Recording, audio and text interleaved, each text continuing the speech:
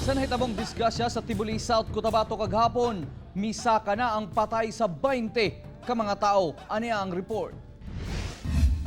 Kumpirmadong 20 ka tao na ang namatay sa nahitabong mangilngig nga disgrasya sa Tibuli, South Cotabato. Human nahulog ang truck sa Pangpang nga gibanabana ang 100 feet ang gilawmon.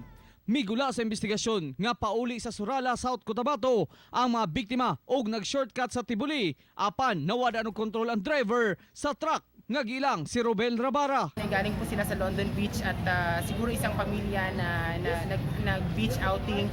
Then pag-uwi nila, ang narinig niya na lang daw nung pababa sila dun sa area ng bundok sa may barangay Lam Salome na nagkaroon ng problema sa brake ang kanilang sasakyan. Yung forward truck po.